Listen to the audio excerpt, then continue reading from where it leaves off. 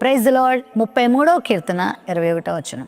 మన ప్రాణము యెహోవా కొరకు కనిపెట్టుకొనుచున్నది, ఆయనే మనకు సహాయమును మనకు కేడమునై ఉన్నాడు. యెహోవా కొరకు కనిపెట్టుకొనడం ఎంత ఆశీర్వాదం అంటే, ఎంత దీవెనకరం అంటే, బైబిల్లో చాలా మాటలు ఉన్నాయి. ఆయన కొరకు కనిపెట్టుకోవడం అంటే ఆయన కార్యం చేస్తాడు, ఆయన మేలు చేస్తాడు అని నమ్మకం పెట్టుకొని విశ్వసించుకుంటూ ఆయన చేసే కార్యం కొరకు ఎదురు చూడడం వలన మనం నూతన బలం పొందుతాం. ఆయన కొరకు కనిపెట్టుకున్నప్పుడు ఆయన మనకు సహాయంగా ఉంటాడు, కేడముగా ఉంటాడు. మరి నువ్వు ఆయన కొరకు కనిపెట్టుకుంటున్నావా? కొన్నిసార్లు ఈ ప్రస్తుత పరిస్థితులను చూసినప్పుడు దేవుడు ఆలస్యం చేస్తున్నాడని కొన్నిసార్లు దేవుని మీద కూడా అనుమానించేటువంటి పరిస్థితులు సాతాను తీసుకొస్తాడు. నిజంగా దేవుడు ఉన్నాడా? దేవుడు ఉంటే నాకెందుకు ఈ గతి? దేవుడు ఉంటే నా కష్టం ఇంకా తగ్గదేంటి?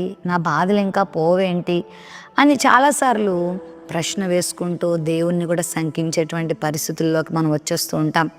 అయితే నువ్వు దేవుని కొరకు కనిపెట్టుకున్నప్పుడు ఖచ్చితంగా నీకు సహాయంగా ఉంటాడు. బైబిల్లో చాలామంది భక్తులు ఆయన కొరకు కనిపెట్టుకున్నారు.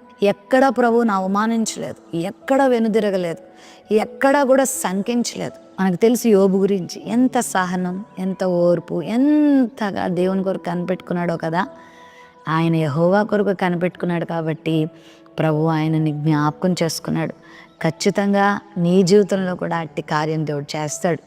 యోబు శ్రమలో కూడా స్నేహితులు కానీ, బంధువులు కానీ, ఇరుగు పొరుగు వారు కానీ, చివరికి భార్య కూడా దూషించి నువ్వు అలా చేసావు కాబట్టి ఇలా అయ్యో, ఇలా చేసావు కాబట్టి ఇలా అయ్యో అని చాలా బాధాకరమైనటువంటి మాటలు వారు అన్నప్పటికీ కూడా అతడు ఎక్కడ కూడా వెనకడుగులు వేయలేదు, విశ్వాసంలో చల్లారలేదు. ప్రభు కొరకే కనిపెట్టుకున్నాడు, ప్రభు కొరకే ఎదురు చూశాడు, రెండింతల దీవెన పొందుకున్నాడు. ఈరోజు ఈ వాక్య వాగ్దానం వీక్షిస్తున్న నీ జీవితంలో కూడా శ్రమల పరంపరలో ఉన్నావా? అపవాది భయంకరంగా నిన్ను శోధిస్తున్నాడా? తట్టుకోలేనంత బాధలో నువ్వు ఉన్నావా?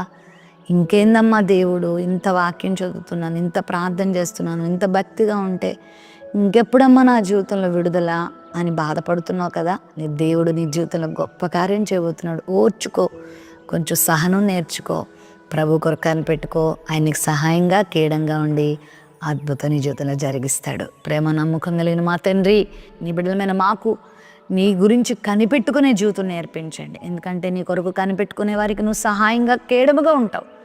అట్టి కృప నీ బిడ్డలకు దయచేయమని యేసు నామములో ప్రార్థిస్తున్నాం తండ్రి. ఆమేన్.